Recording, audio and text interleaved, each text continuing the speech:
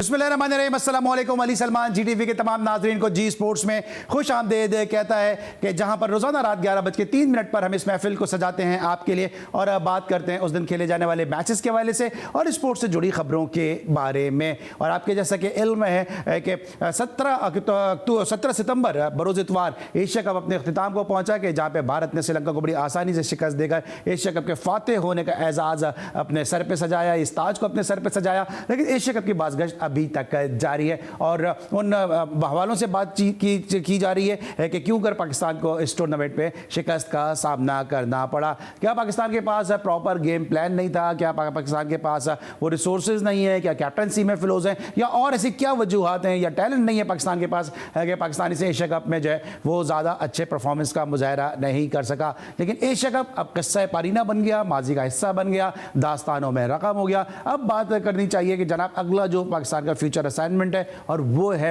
World cup. Asia cup से क्या हमने सीखा, क्या खोया, क्या पाया, इसको आज के शो में डिस्कस करेंगे। इस तरह मैंने प्रोग्राम की इब्तिदा में कहा कि एशिया कप अब अपने अख्ताम को पहुंच चुका है, माजी का हिस्सा बन चुका है, दास्तानों में रकम हो चुका है, तारीख का एक वर्क बन चुका है, लेकिन अभी तक उसकी बाज़गश्त जो है वो जारी है। इसलिए हमने सोचा क्यों ना उस माहौल को अभी तक एंजॉय करें, उस एशिया कप की ट्रांसमिशन को एंजॉय करें। ये सेट भी आप देख रहे हैं कि वही लगा हुआ है, इस वो माहौल भी वही सजा हुआ है, क्योंकि आज हम एशिया कप की यादों को ताज़ा भी करेंगे और पाकिस्तान ने क्या खोया, क्या पाया इस एशिया कप से और दीगर टीमों ने क्या जैसे एशिया कप से नताइज हासिल किए, उसको आज हम डिस्कस करेंगे कि हार और जीत से कतई नज़र हमें दूसरी टीमें किस तरह से अपनी तैयारी करती नज़र आई हैं। ज़हीर भाई, जिस तरह अभी आखिरी ओवर की बात होती है, बहुत ज़्यादा जब एशिया कप की बात होती है तो इस तरह एजाज सीमा का आखिरी ओवर लोगों को याद है, इस तरह जमान खान का आखिरी ओवर भी लोगों को याद है। लेकिन आपको लगता है कि यंगस्टर के साथ थोड़ी सी नाइंसाफ़ी है, थोड़ा सा इनजस्टिस है कि हार का मलबा जो है उस यंगस्टर पर डाल दें जो पहला मैच खेल रहा था और इतना एक्सपीरियंस भी नहीं है और आखिरी मोमेंट पे आखिरी ओवर उसको मिलना, और गो के वो बचा चुका था, एज हो गया, 4 हो गया, लेकिन जो शिकस्त है उसका मुर्द इल्ज़ाम जमान को ठहराया जा रहा है। अली भाई देखें, जमान मैं समझ रहा हूँ कि यंग प्लेयर है और वो उसने बहुत अच्छी परफॉर्मेंस दी है टीम के अंदर। आते ही किसी प्लेयर्स के जो है इतने प्रेशर के अंदर आगे इतना अच्छा परफॉर्म करना, मैं समझता हूँ ये बहुत कम प्लेयर्स ऐसा कर पाते हैं। जो ज़मान ने अच्छी परफॉर्मेंस दी है, ठीक है, आखिरी ओवर के अंदर 8-9 रन जो चाहिए थे वो बन गए। आपने देखा एज भी लग गया और जो है उसकी वजह से जो है काफ़ी हम नहीं कंट्रोल कर पाए। मगर आप ये सोचें कि क्या शादाब जो है उसकी परफॉर्मेंस जो है ठीक थी? क्या हम शादाब को कब तक अपने साथ लेके चलेंगे? दोस्ती यारी हम कब तक जो है शादाब को जो है निभाएंगे? तो मैं समझ रहा हूँ कि हमें जो है बिल्कुल एशिया कप के अंदर हमें ऐसे स्पिनर्स को जो है इंडक्ट करना चाहिए था जिससे जो है वो शादाब को सब्स्टिट्यूट शामिल होते। एक इन्होंने स्पिनर रखा था, ठीक है, उन्हें मौका नहीं दिया उन्होंने। मगर बात यह है कि जब तक हम सीनियर बॉलर्स के ऊपर जिम्मेदारी नहीं डालेंगे तो हम जूनियर्स के ऊपर जो है वो किस तरीके से भरोसा कर सकते हैं कि जूनियर्स जो है वो हमें मैच अगर मैच जितवा दे। ठीक है, जूनियर्स यहाँ तक लेकर आ गए, मैच बना दिया उन्होंने, बहुत अच्छा। आप देखें 6 रन का एवरेज था, 6 रन का एवरेज तो कुछ भी नहीं होता वनडे के अंदर, और उस 6 रन के एवरेज को लाते 8-9 रन की एवरेज लास्ट ओवर के अंदर आ गई। तो मैं समझता हूँ कि ये क्रेडिट जाता है हमारे बॉलर्स को, अच्छे फास्ट बॉलर्स को। हमारा फुकदान जो था वो स्पिनर्स का था और स्पिनर्स की वजह से जो है हमें बहुत नुकसान हुआ है। ठीक है, अच्छा साजिद भाई मेरे साथ वीडियो लिंक पे, लेकिन अभी आपने क्रेडिट दे दिया बॉलर्स को कि 6 से एवरेज 9 पर आ गया, तो क्या बाबर की कैप्टनसी को भी आप क्रेडिट देंगे? जी सर भाई, मुझे कह रहे हैं? जी आपसे ही कह रहा हूँ। देखें, पहली बात तो ये है कि बाबर की कप्तानी जो है ना वो इसके अंदर सवालिया निशान है।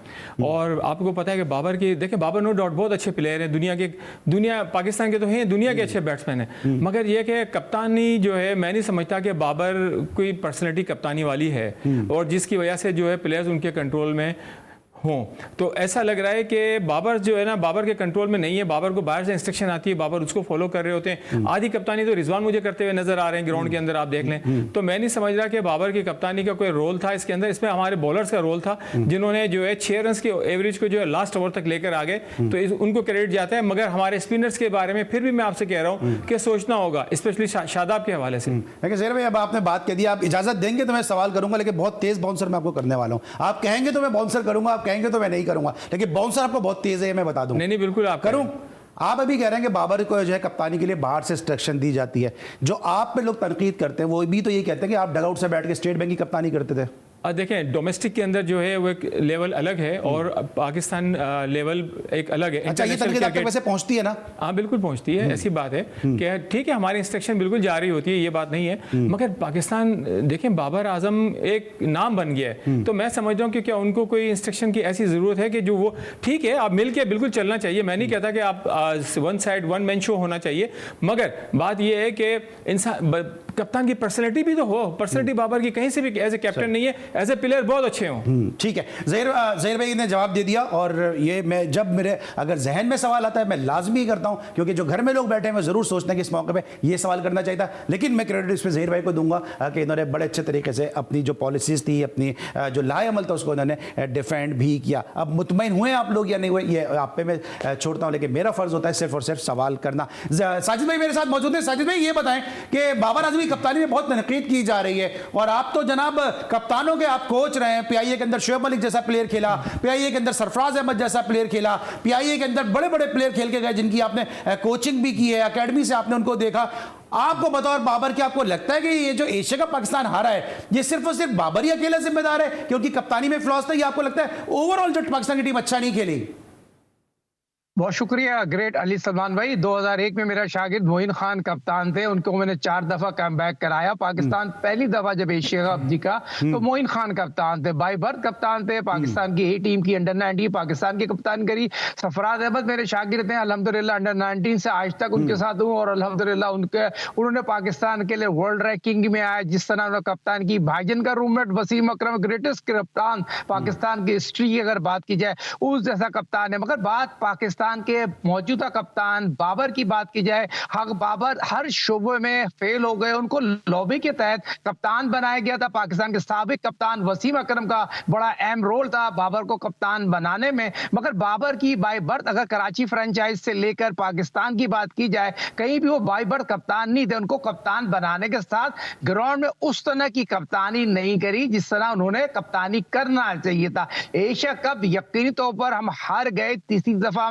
जीत सकते थे, मगर पाकिस्तान के क्रिकेट टीम, पाकिस्तान के क्रिकेट बोर्ड सेंट्रल कॉन्ट्रैक्ट को लेके बैठे और पाकिस्तान से बाहर दुनिया में जो लीग खेलने की इजाजत देते रहे और एनओसियां देते रहे और प्लेयर पावर जीत गया। पाकिस्तान की आवाम हार गई, क्रिकेट तबाह हो गई। अब यहां पर मैं इंडिया को क्रेडिट क्यों दूंगा? उन्होंने अपने प्लेयर को प्रमोट किया, अपनी क्रिकेट टीम को प्रमोट किया, उन्होंने अपनी टीम के लिए, अपने मुल्क के लिए बहुत कुछ किया। यहां तक थे एशिया कप का जो हमारा, हम जिसके मेजबान थे, हमारे लोगों पर नाम नहीं आया, जेशाह ने जो चाह कर दिया, मगर उनकी टीम ने जिस तरह कारकर्दगी दिखाई है, जो इतवार को मैच खेला गया है, इंडिया की बॉलिंग, बैटिंग, फील्डिंग, कप्तानी, वो एक टीम बन के आई। उससे पहले उनको इतनी तंकीद कर दी गई, बाबर पे तंकीद हुई तो बाबर का बल्ला नहीं उठ रहा। और रिजवान की बात कर रहे हैं, रिजवान की अब्बा की टीम नहीं है, नंबर 4 पे वो खेल रहे थे। लास्ट प्रोग्राम हमने एशिया कप में आपसे कहा था रिजवान को ड्रॉप होना चाहिए। जो रिजवान ने स्टंप छोड़ा, कॉर्ड बैन किया, मैंने घंटों प्रैक्टिस कराई है। विकेट कीपर को जब प्रैक्टिस कराते हैं तो आपके पास एक विकेट लगी होती है, और रिजवान ने जो झपट्टा मारा है, तो वो ब्रेक के साथ झपट्टा मारा है, वो स्टंप छोड़ा, टर्निंग पॉइंट पे स्टंप छोड़ा है। तो मैंने आपको पहले कह दिया था Rizwan as a wicketkeeper, as a batsman नहीं है। फिर आपने आपकी प्लानिंग किया है, आप फकर को देख लें, फकर को आप कैरी करे जा रहे हैं, कैरी करे जा रहे हैं, उसको 20 रन बना रहा है, 27 रन बना रहा है। किसी ने जाके उससे पूछा भाई 20 को 50 में कन्वर्ट करो। आपने अब्दुल्ला शफी को खिलाया, उसने प्रूफ कर दिया। अब्दुल्ला शफी ने जिस तरह बैटिंग की है ना, और जो पाकिस्तान अगेंस्ट श्रीलंका से मैच हारा है, उसने देखे बॉल और बैट के दरमियान जिस तरह खेला है, जिस तरह छक्के मारे हैं, पूरा बॉल के नीचे आया, बहुत आला बॉल लिफ्ट की है। मगर वही बात आ गई, मैं ना मानू, गुरुबंदी इंतहा पे, लैकिंग इस लैकिंग है, कप्तानी शो जाए। शहनशाह, एक लॉबी कहती है शहनशाह अफरीदी को कप्तान बनाते हैं, ये तो गलत। देखो उसका सुसर लॉबी बनाए, जो लॉबी बनाए, हमें उससे मतलब नहीं, हमें मतलब है हमारा मुल्क क्या कर रहा है, हमारी टीम क्या कर रही है। अभी अली सलमान साहब, आज 3 महीने हो गए हैं, सेंटर कॉन्ट्रैक्ट नहीं दिया गया। पाकिस्तान क्रिकेट बोर्ड क्या करवाना चाह रहा है? मैं आता हूं जरा सेंट्रल कॉन्ट्रैक्ट के हवाले से भी आता हूं, क्योंकि साथ साथ जो है पाकिस्तान के वर्ल्ड कप के स्क्वाड के हवाले से भी बात करेंगे। ब्रेक लेंगे और जब ब्रेक के बाद वापस आएंगे तो मजीद बात करते हैं एशिया कप और साथ साथ पाकिस्तान की जो है प्लानिंग के हवाले से। मिलते हैं ब्रेक के बाद।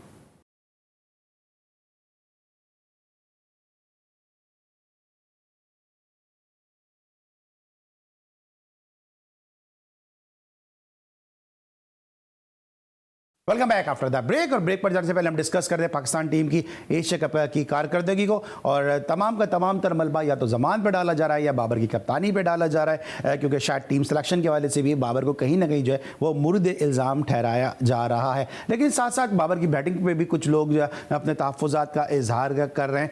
बाबर ने इस पूरे टूर्नामेंट में किस अंदाज से बैटिंग की, उनकी क्या परफॉर्मेंस रही, इस हवाले से ये टेम्पलेट तैयार की गई है। आपको टेम्पलेट दिखाते हैं जिससे आपको अंदाज़ा हो सके कि बाबर आजम की इस एशिया कप में क्या परफॉर्मेंस रही है। 5 मैचेस में 151 उनका हाईएस्ट रहा, 207 उन्होंने रन स्कोर किए, 51.75 की एवरेज के साथ, जो हरगिज जो है वो बाबर आजम जैसे बैट्समैन के शान नहीं है। साजिद खान हमारे साथ मौजूद हैं बजरिया वीडियो लिंक। साजिद भाई बताएं, आप खुद टॉप ऑर्डर के बैट्समैन थे, और अगर आपका कप्तान 207 रन करता है और उसमें भी 151 रन उसका हाईएस्ट है, तो इस परफॉर्मेंस को आप किस तरह से एनालाइज करेंगे, और आपको क्या लगता है कि क्या ये जो परफॉर्मेंस बाबर से नहीं हुई है इसका रिफ्लेक्शन जो है उसकी कप्तानी पे भी आया? 200% आया। एज ए प्लेयर वो ज्यादा बहुत बड़े प्लेयर है, वर्ल्ड रैंकिंग के प्लेयर हैं, और जो कप्तानी में जो प्रेशर आया इसलिए आ गया, वो बैटिंग को कैरी नहीं कर सके। जिस तरह आप देखिए कि बहुत ही हाई श्रीलंका में 3 महीने से वहां मौजूद थे।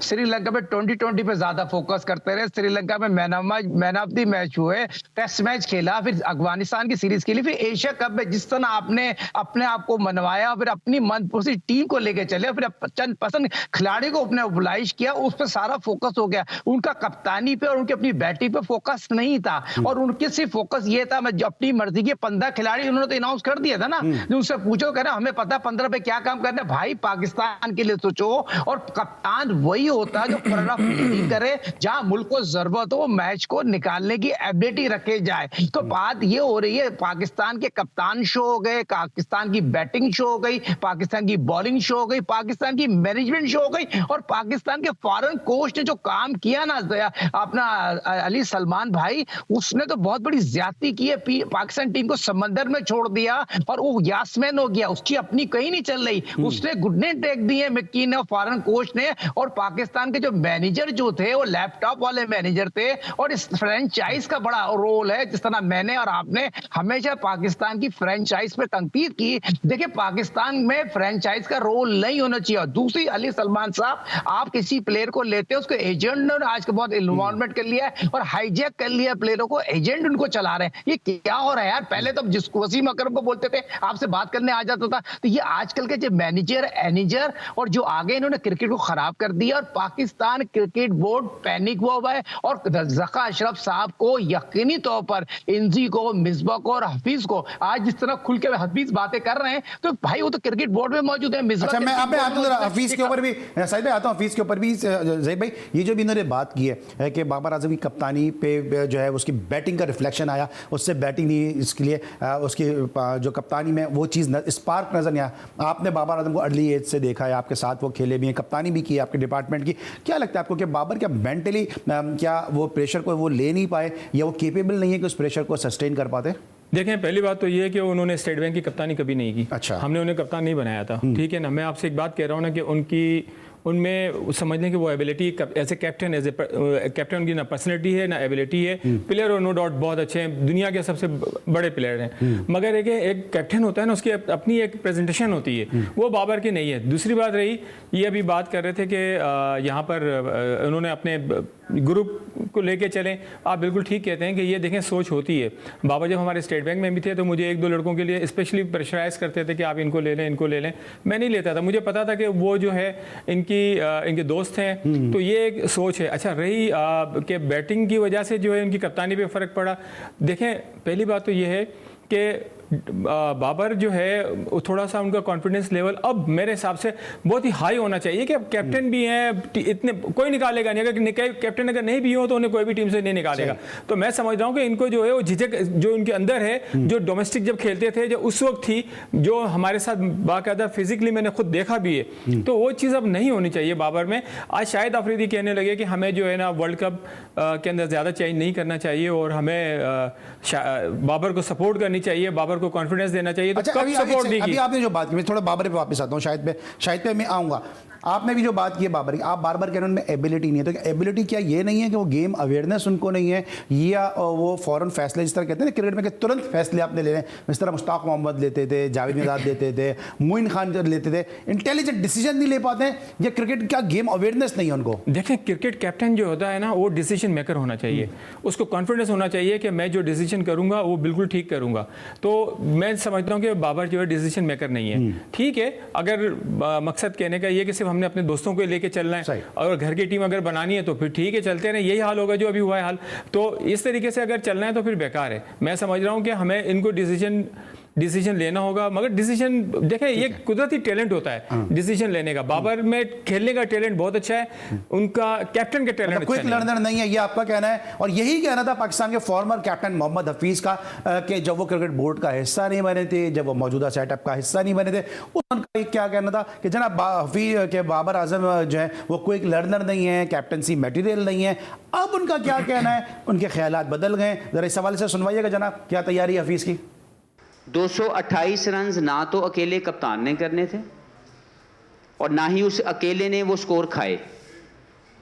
तो ये जितनी भी ये जो नाकामी हुई इस मैच के अंदर, उसके तमाम जिम्मेदार प्लेयर हैं, तमाम लोग, और मैनेजमेंट है। तो एक शख्स को कम से कम इसके ऊपर मुजरिम ना बनाएं और तमाम रिजल्ट्स को जो है वो इवेलुएट करें कि अच्छा होने की क्या वजूहात हैं और बुरा होने की क्या वजूहात हैं।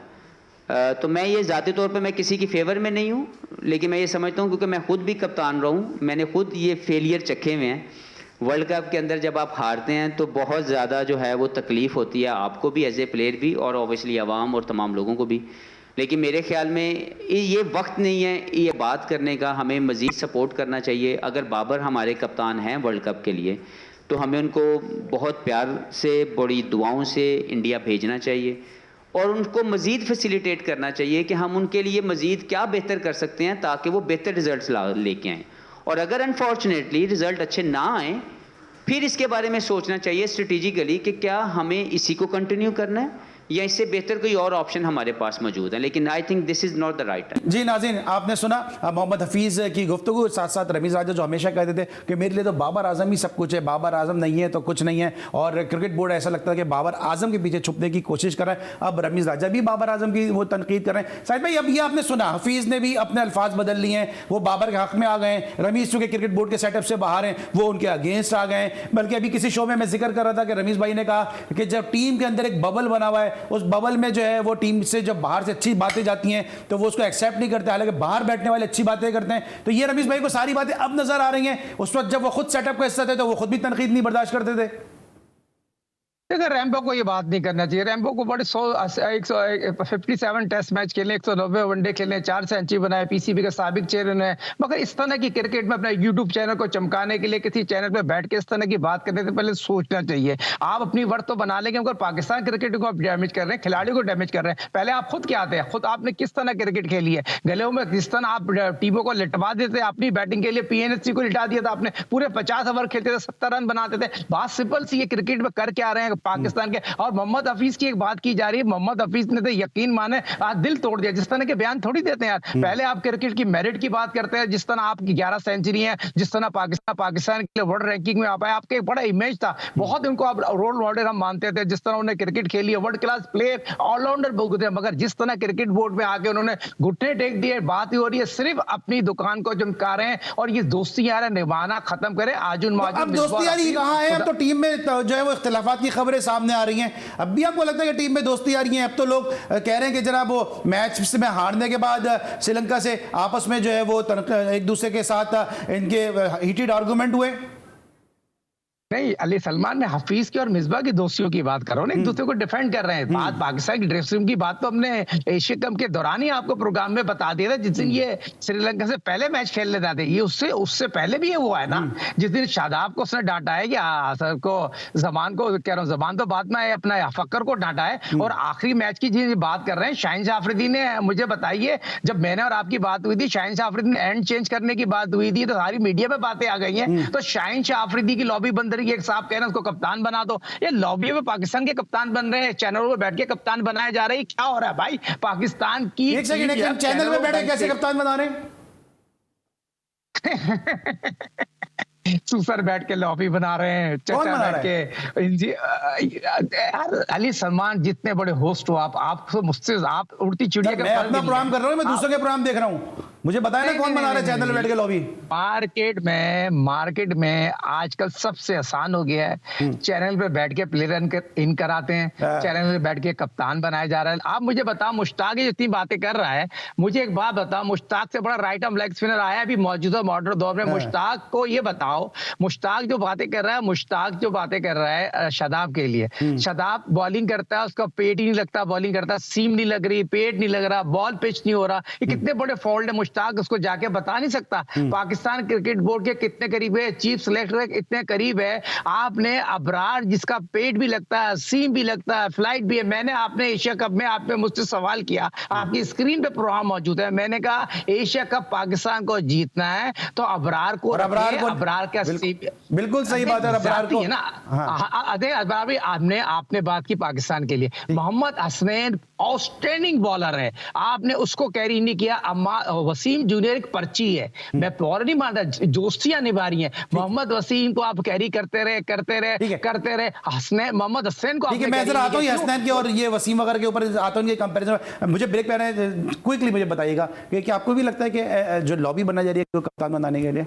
हम बिल्कुल ठीक कह रहे हैं, लॉबी बनाई जा रही है। देखें, कप्तान बनने के लिए पहले ये तो देखें कि क्या आया और वनडे का बनाते हैं, T20 का कप्तान तो समझ में बात आती है, मगर वनडे और आपको जो 5 डेज के जो मैचेस हैं, क्या शहनशाह अफरीदी कंटिन्यू क्रिकेट खेल सकेंगे? क्या वो इतना उनमें अभी तक दम है? आजकल के जो बॉलर्स हैं हमारे, वो तो सबके सब शॉर्ट क्रिकेट के बॉलर्स हैं। आप बॉलर्स की बात कर रहा हूं मैं, बैट्समैन की नहीं, आप फास्ट बॉलर्स की। आप देखें फास्ट बॉलर हमारे, आप क्या है, दोनों देखें, दोनों के दोनों इंजर्ड हो गए। अभी थोड़े से और मैच अगर 2-3 खेले तो फिर इंजर्ड, मतलब हम तो 10 ओवर्स की क्रिकेट नहीं खेल पा रहे हैं। शहनशाह अफरीदी पे हम कैसे भरोसा कर सकते हैं? दाने में शहनशाह अफरीदी अच्छा ऑप्शन नहीं है।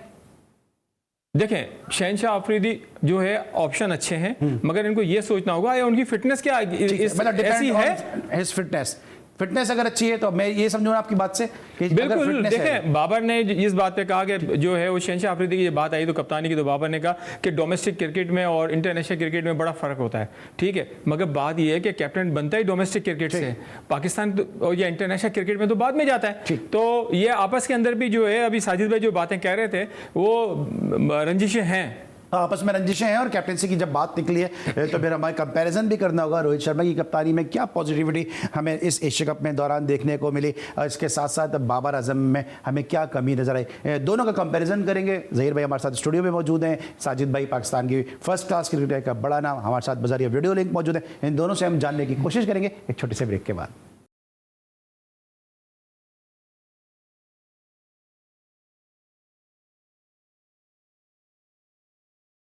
Welcome back after the break. हमारे दोनों क्रिकेट एनालिस्ट हैं ज़हीरुल हसन साहब और साजिद खान साहब अपने ख्यालात का इजहार कर रहे हैं। लेकिन जिस तरह हम एशिया कप की यादों को शेयर कर रहे हैं, पाकिस्तान की फ्यूचरिस्टिक अप्रोच के हवाले से बात कर रहे हैं, तो पाकिस्तान की अवाम में भी शदीद इस हवाले से जो है वो तहफ़्फ़ुज़ात पाए जाते हैं कि पाकिस्तान की परफॉर्मेंस एशिया कप में ज़्यादा अच्छी नहीं रही, और अवाम के अपने ख्यालात हैं। और हमेशा से GTV और G स्पोर्ट जो है वो अवाम के ख्यालात की तर्जुमानी करता है, अवाम की आवाज़ बनता है और अवाम की आवाज़ आप तक पहुँचाने का ज़रिया बनता है। अवाम के इस हवाले से क्या कहना है, आइए सुनते हैं। वर्ल्ड कप के लिए तो सही है, इंशाल्लाह अच्छी कप्तान है, तो कभी कभी इंसान से गलती हो सकता है। ये लास्ट 2 बॉल में जो इसने कप्तानी की थी वो गलत था। सबसे पहले तो Babar Azam world class player है, उसमें कोई शक नहीं है। 2 मैच से बंदा जो है उसकी कप्तानी पे सवाल उठाना ये सरासर नाजायज है। बाकी हार जीत गेम का हिस्सा है। Babar Azam world class captain भी और वर्ल्ड क्लास प्लेयर भी है। ये क्रिकेट का अप एंड डाउन आता है, क्रिकेट का बुरा दिन भी आता है। इंडिया के खिलाफ जो हमारे वो क्रिकेट का बुरा दिन था। बहुत सारी खामियां थी, बिलखसूस जो कप्तानी थी वो सही नहीं करवाई। नहीं, मुझे नहीं लगता कि बाबर आजम को कप्तानी छोड़ देनी चाहिए, क्योंकि वो फर्स्ट क्लास वर्ल्ड बैट्समैन है, उसका वर्ल्ड रिकॉर्ड है, तो मुझे नहीं लगता कि वो कप्तानी छोड़े। बाबर की कप्तानी से हम बहुत खुश हैं। उनके साथ हमारे जो प्लेयर हैं उन्होंने इतना साथ नहीं दिया जिस तरह देना चाहिए था, और हमारी इसी वजह से हम एक मैच हारे। हमारे जो मेन बॉलर थे वो इंजर्ड हो गए।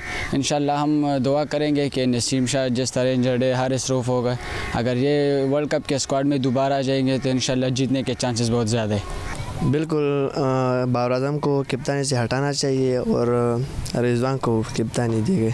जी नाज़रीन, आपने आवाम की राय सुनी और आवाम जो है वो थोड़ा सा तहफ़्फ़ुज़ात का इज़हार उनकी जानिब से देखने को मिला। कुछ लोगों ने कहा कि रोहित शर्मा की कप्तानी से सीखना चाहिए, कुछ जो है बाबर आजम को उन्होंने कसूरवार ठहराया। लेकिन ज़हीर भाई, आपको क्या लगता है कि जिस तरह भी हम बात करते हैं ब्रेक पे जाने से पहले, ये बाबर आजम का स्टेटमेंट के जी डोमेस्टिक से जो है वो कप्तानी सीखनी चाहिए, उसका फिर जो एग्जीक्यूशन उसका जो वो इंटरनेशनल क्रिकेट में नज़र आता है। क्या लगता है आपको कि बाबर आजम अब तक कितना सीखने में कामयाब हुए हैं और कितना हमें उनका एग्जीक्यूशन जो है वो इंटरनेशनल क्रिकेट में नजर आ रहा है? बाबर आजम ने डोमेस्टिक खेली कितनी है? एक डोमेस्टिक का मैच उन्होंने खेला, 265 रन किए स्टेट बैंक की तरफ से खेलते हुए हबीब बैंक के खिलाफ, और पाकिस्तान खेल लिया। तो डोमेस्टिक कहाँ खेली है? आप देखें ना, अभी हम फास्ट बॉलर की भी बात कर रहे थे, हारिस ने डोमेस्टिक कितनी खेली है, या जो शादाब कितनी डोमेस्टिक खेल रहे हैं। ये सब 4-4 ओवर की क्रिकेट खेल रहे हैं, 10 ओवर के अंदर इंजर्ड हो जाते हैं। तो बात ये है कि ये तो सिर्फ वो बात है कि बस मैं अगर हूँ तो मैं ही रहूँ, ऐसा नहीं होता। देखिए, हमारी सपोर्ट है बाबर को, हम चाहते हैं बाबर आजम जो है वो पाकिस्तान के लिए एक नाम रोशन करे, मगर वो इसमें ऐसे कैप्टन जो आप बताएं मुझे, 2 T20 world cup, 2 Asia cup, एक अंडर 19 वर्ल्ड कप बाबर की कप्तानी में ही हम हारे ना। ठीक है, अभी वक्त नहीं है चेंज करने का वर्ल्ड कप में टीम के अंदर, मगर बात यह है कि मैं समझ रहा हूं कि सोचना होगा। ठीक है, सोचना होगा। आप क्या कहते हैं जनाब, रोहित शर्मा को आप एज ए कैप्टन किस तरह रेट करते हैं साजिद भाई? वर्ल्ड क्लास कप्तानी की, उसने जितने प्रेशर पे उसको तंकीद हुई, इतना तो वेस्ट इंडीज में जाके सीरीज हरे, उनके 8-9 कप्तान बने, उन्होंने फोकस किया हुआ था एशिया कप वर्ल्ड कप में रोहित शर्मा, क्योंकि वर्ल्ड क्लास बैट्समैन भी हैं, उनको कप्तान कंटिन्यू रखा, उन्होंने एशिया कप जिताया। देखिए, बात ज़हीर भाई भी बात कर रहे हैं, अली सलमान आप भी बात कर रहे हैं, पाकिस्तान के पास सिस्टम नहीं है। पाकिस्तान को पता था हमने वर्ल्ड कप खेलने जाना, 50 ओवर का वर्ल्ड कप खेलने जाना, आपने पाकिस्तान की काज़म ट्रॉफी शुरू कर दी, फिर आपको ये वनडे टूर्नामेंट शुरू कर देते। थोड़ा पीछे ले जाता, 2015 में वर्ल्ड कप की टीम अनाउंस करने से पहले आपने वनडे टूर्नामेंट कराया था। उसकी कारकर्दगी में सोहेल खान सामने नजर आया, तौसीफ अहमद सिंध के थे, ज़हीर भाई उसके मैनेजर थे, उसमें से बहुत से प्लेयर निकल के सामने आए, मगर पाकिस्तान क्रिकेट बोर्ड पैनिक हुआ, कुछ करना ही नहीं चाहता। आप मुझे बताइए, सरफराज अहमद, क्या मोहम्मद हसनैन की बात करूं, क्या आज वसीम की बात करूं, ये आज लोग नाम रहे। सरफराज अहमद तो ड्रॉप होने वाला प्लेयर ही नहीं था। देखें, आप मुझे बताएं आपने टीम क्यों छेड़ी? मुझे बताया, मोहम्मद हारिस ने 5 ओडीआई खेले हैं, उसको एशिया कप में आप नंबर 5 खिलाते, कोई शर्म करें, कोई हया करें। सरफराज भी खेलेगा, मोहम्मद हारिस खेलेगा, ये तासुबी नहीं है, ये इम्तिहान नहीं है, तो क्या है? चलो, मोहम्मद हारिस को आपने रखा था, और एक लड़का हसीब, उसको ले रहे थे, मोइन खान का बेटा है, उसको आप कैरी कर लेते। मोइन आजम खान में क्या गलतियां थी भाई? ठीक है, thank you so much Sajid Khan साहब, हमारे साथ मौजूद थे। Thank you so much Zahirul Hasan साहब, आपने हमें स्टूडियो में ज्वाइन किया, जहां एक तरफ लोग बाबर आजम पाकिस्तान की टीम के हवाले से तहफ़्फ़ुज़ात का शिकार है, तनकीद का निशाना बना रहे हैं उनको कि पाकिस्तान की टीम एशिया कप नहीं जीत सकी या फाइनल में नहीं पहुंच सकी। वहाँ पे कुछ ऐसे लोग भी हैं, कुछ ऐसे फैंस भी हैं जो अभी भी अपनी टीम को सपोर्ट कर रहे हैं, और उन्हीं में से एक फ़ैन है जनाब गवादर के ज़बरदस्त आर्टिस्ट के, जो अब साहिल समंदर पर रेत पे बाबर आजम का पोर्ट्रेट बना रहे हैं और अपनी मोहब्बत का, अपनी वाबस्तगी का और पाकिस्तानियों की अपने कप्तान से मोहब्बत का इजहार का करते नजर आ रहे हैं। ये बाबर आजम के वाले साहब देख सकते हैं कि जनाब किस तरह से साहिल के ऊपर पोर्ट्रेट बनाया, और ये गवादर में ये पोर्ट्रेट बनाया गया है बाबर आजम का। यकीनी तौर पे एक स्टेट ऑफ द आर्ट शाहकार है। उससे पहले हमने देखा था कि शाहिद खान आफरीदी और विराट कोहली का पोर्ट्रेट भी इसी नौजवान ने बनाया, और यकीनी तौर पर इस किस्म के जो नौजवान हैं वो यकीनी तौर पर जो है वो किसी भी कौम का सरमाया होते हैं, क्योंकि बाबर आजम को या पाकिस्तान की टीम को सब भरपूर सपोर्ट की ज़रूरत है। और ये हरगिज़ आसान काम नहीं है कि आप साहिल समंदर पर, जहाँ पर रेत भी इतनी उड़ती हो, वहाँ पे जो है वो यहाँ पर जो है जाके जो है वो आप इस तरह के पोर्ट्रेट बनाएं। सचिन सैंड आर्ट, ये इस आर्टिस्ट का आर्ट का नमूना है, स्टेट ऑफ द आर्ट इन्होंने ये बनाया, और बहुत ही ज़बरदस्त तरीके से जो है उन्होंने ट्रिब्यूट पेश किया है। और यकीनी तौर पे जहाँ जहाँ पाकिस्तान क्रिकेट टीम के सपोर्टर्स हैं, जहाँ जहाँ पाकिस्तान क्रिकेट टीम के फैंस हैं, वो अपने कप्तान को जो है वो ट्रिब्यूट पेश कर रहे हैं, अपने अपने तई, अपने अपने रिसोर्सेज, अपने अपने स्किल और अपने अपने टैलेंट के मुताबिक। गवादर से आपने देखा कि किस अंदाज से बाबर आजम को ट्रिब्यूट पेश किया गया, और ऐसे ही ट्रिब्यूट पेश किया गया बाबर आजम को और पाकिस्तान की टीम के दीगर खिलाड़ियों को। अजमान में एक तकरीब हुई, और इस तकरीब में जो है बाबर आजम, रिजवान, फ़खर जमान और दीगर यूएई के प्लेयर, खुर्रम खान और साथ साथ जो है रूहान मुस्तफ़ा और दीगर यूएई के प्लेयर जो थे वो मौजूद थे, कि जिनके एजाज़ में ये तकरीब हुई। इस तकरीब के कुछ मनाजिर आप इस वक्त अपनी टीवी स्क्रीन पर भी देख रहे हैं, और इस तकरीब के रूहें रवां और इस तकरीब के मेज़बान ज़हीर अहमद साहब,